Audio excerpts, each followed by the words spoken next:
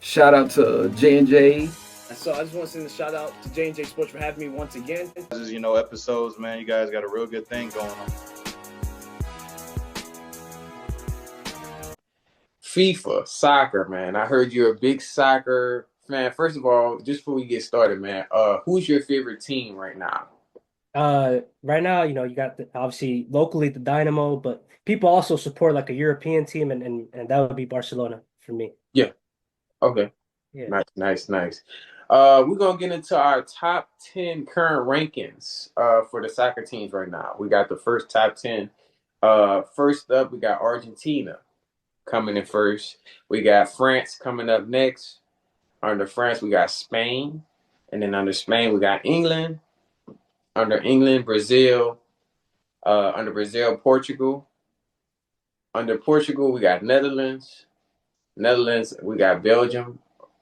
And then under them, we got Italy. And then this one was surprising last, but Germany. Uh, James, have you seen this list? And how do you feel about the rankings? Yeah, I like this list, and I'd have to say if I were to pick some top teams from there, like a top three, I'd probably lean towards France. I like them. I definitely like Italy, and probably Spain too. Yeah, I was just gonna ask that too. I guess I'll start with you, Jordan. Out of that list, who would be your top three? Who do you think is the top three out of those? Yeah, I think two out of the three I agree with James for sure, and that's France and Spain. I mean, they've got unlimited talent, like especially young talent. Leading into the 2026 World Cup, they got a lot of young talent, and I'd probably have to put Argentina as the third, just Okay. because they're the previous world champions. You can't really count them out. Messi's a little bit on the older side now. We're not really sure if he's even going to play at the next World Cup because he's getting up there. Yeah, But yeah, I'd have to go with those three for sure: France, Spain, and Argentina.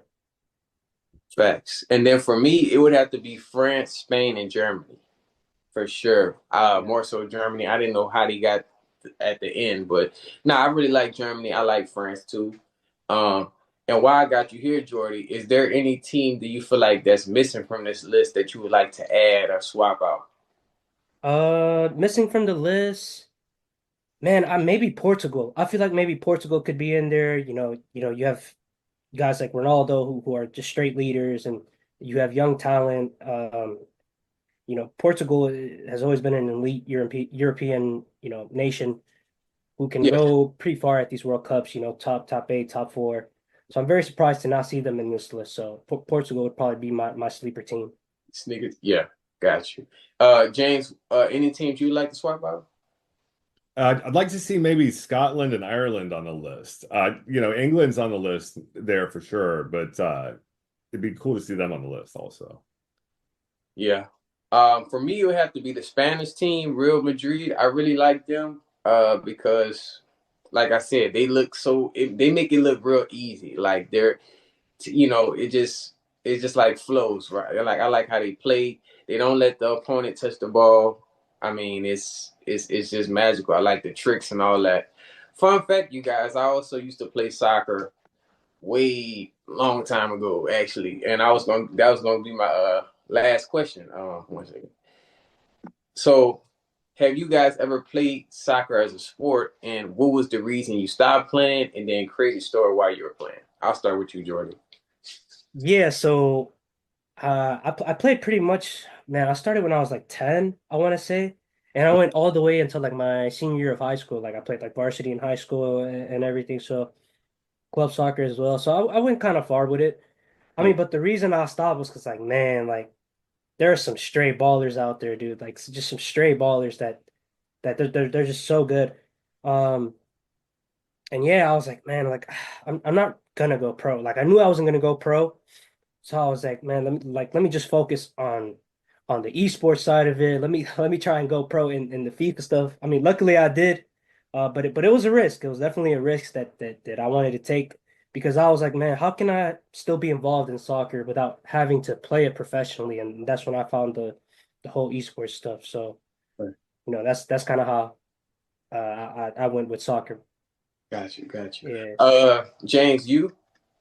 I played soccer for one season in I guess elementary school, and I was not very good on offense. I was okay on defense, but the place I was the best at was goalie. Oh, And I stopped because I don't know, I just wasn't excellent at it, and I kind of got into taekwondo at that point instead, and that was fun too. yeah. Okay, that's cool. Yeah, I played a little bit for the park. I was pretty decent too. The reason why I stopped playing is I feel like my teammates were getting a little jealous because I was pretty decent. Like I could, you know what I mean? So I was like, nah, I'm gonna just, I just stopped playing. And then I remember one practice, I was on the side, and they kicked the ball and it landed on my finger, and it actually sprained it to where I couldn't move. It's crazy how that's how fast the ball was going. You know what I mean? So it's like it get real intense for sure. Yeah. Um, but yeah, you guys, that's our stories. We'll keep you guys updated on FIFA, on the teams. Before we end it though, Jordy, which team would you want to see in the next World Cup? You know what I mean? Team that I would like to see in the next World Cup, man, I'm gonna have to go with my local team, man. Honduras. It's a small country in Central America. If the viewers don't know too much about the country, Yeah. borders El Salvador and Guatemala. So a smaller nation, but we have been to the World Cup before. We've been Yeah. twice. We've been twice before, and I would love to see us make the next World Cup. So I'm gonna have to go with them. Sounds good. Well, you guys heard it from him. You heard it from the guest for sure. But I'm gonna pass it over to my co-host James, man. What else we got?